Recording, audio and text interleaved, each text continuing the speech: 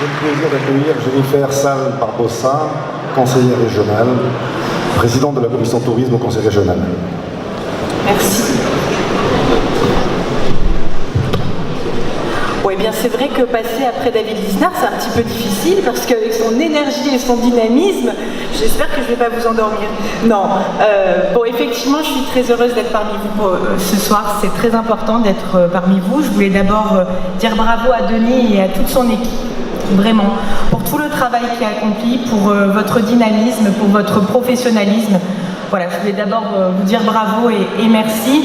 Et c'est important d'être parmi vous, les professionnels du tourisme, parce que c'est vrai qu'on a cette chance de vivre dans cette magnifique région, Provence-Alpes-Côte d'Azur.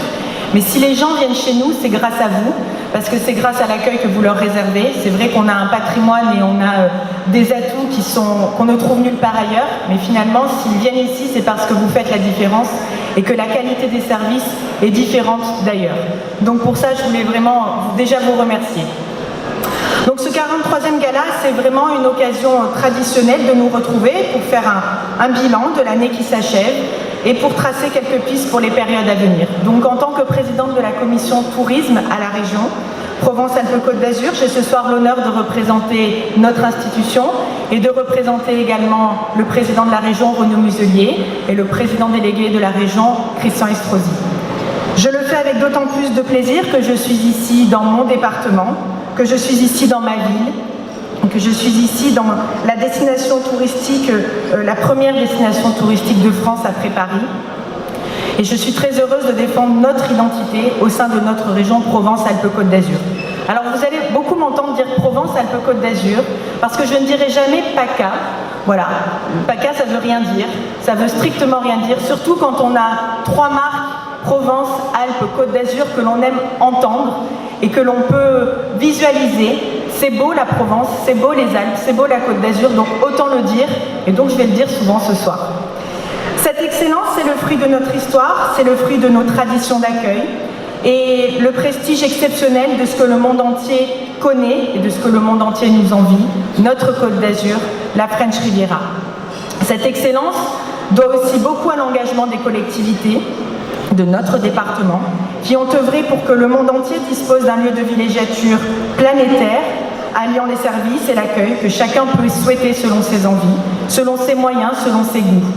Le tout dans un espace des plus diversifiés que l'on trouve nulle part ailleurs dans le monde. En tout cas, moi je ne trouve pas ailleurs dans le monde. Cette situation géographique de notre département et de notre région est un atout exceptionnel. Nous devons être le seul endroit de la planète où la douceur de vivre, celle du climat et la diversité des reliefs permettent en quelques heures d'intervalle à peine de disposer de toutes les offres touristiques possibles. Le matin, on peut prendre un bain en Méditerranée, puis l'après-midi, on peut s'adonner aux joies de la randonnée dans le Mercantour ou bien descendre les pistes enneigées de nos stations de ski, ce qui est assez rare et exceptionnel. Nous devons être un des seuls endroits également de la planète qui sont en mesure d'offrir printemps, été, arrière-saison, hiver, tout ce que souhaitent nos visiteurs. Donc on a véritablement un joyau que l'on souhaite faire prospérer et c'est aussi grâce à vous, les professionnels du tourisme, que l'on y arrive. La région Provence-Alpes-Côte d'Azur l'a compris. Elle a la volonté politique affirmée de contribuer à la vitalité de notre tourisme. Notre action se fonde tout d'abord sur une politique qui préserve notre identité, donc l'attrait qu'ont nos territoires. C'est la politique des marques. Et David en a parlé. Et effectivement, c'est important, ces 3 marques. On va au-delà des frontières administratives, c'est ce que tu disais parfaitement, puisque aujourd'hui, ça ne veut rien dire. Quand on est à Saint-Tropez, on est dans la Côte d'Azur. Et puis, effectivement, on va au-delà de ces contraintes administratives. Donc, on établit des contrats de marque avec les autres partenaires institutionnels pour optimiser les financements, pour favoriser les synergies autour de nos 3 marques connues dans le monde entier, Provence, Alpes, Côte d'Azur. Je vous avais dit, je vais le répéter souvent ce soir. Donc, nous avons développé ces 3 marques en collaboration, bien entendu, tous ensemble. Une pour la Provence, une pour les Alpes qui est en cours de développement. Et puis celle qui nous intéresse peut-être le plus ce soir, c'est celle de Côte d'Azur France, qui est extrêmement importante, qui est pilotée par le CRT Côte d'Azur France, en collaboration avec l'ADT du Var et en concertation avec le CRT Provence-Alpes-Côte d'Azur, Nice-Côte d'Azur, l'aéroport et les offices du tourisme concernés.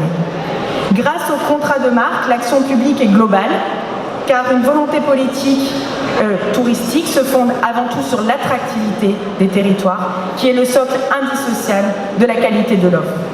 Avec cette nouvelle mandature et sous l'impulsion de Christian Estrosi, le soutien de la région s'est traduit notamment par la mise en place du schéma régional de développement touristique, qui est appelé le plan de croissance de l'économie touristique. Il a été voté en mars 2017 et un de ses axes majeurs est consacré au renforcement de la compétitivité de l'offre et des entreprises touristiques. Notre majorité a privilégié 5 priorités que je vais vous énumérer brièvement. Celle qui favorise le recrutement et la fidélisation du personnel, parce qu'on sait que pour vous, professionnels du tourisme, et notamment hôteliers, c'est quelque chose d'extrêmement important. Celle qui contribue à la montée en compétences des professionnels. Celle qui promeut l'entrepreneuriat et l'accompagne. Celle qui modernise l'offre d'hébergement et accroît l'investissement privé. Et enfin, celle qui consolide les démarches qualité pour tendre vers l'excellence. Croyez bien que je poursuivrai avec constance l'action régionale en faveur de ce qui est le poumon de l'activité économique de notre région et de son engagement. Alors je me permets également de vous adresser les amitiés de mon père Rudissal, que j'ai eu tout à l'heure au téléphone, qui n'a pu être présent ce soir parmi nous, parce qu'il est en Chine. Effectivement, comme tu le disais David, il est en Chine pour une opération de promotion touristique qui a été très positive, comme l'a dit David, et qui aura de nombreuses retombées pour notre territoire, j'en suis sûre. Donc sachez qu'en tant que représentante du tourisme dans notre région, je reste à votre écoute afin de rendre encore plus performante la politique régionale en faveur d'une activité qui fait à la fois le charme et l'excellence de notre région Provence-Alpes-Côte d'Azur. Je vous souhaite une très bonne soirée à tous. Merci.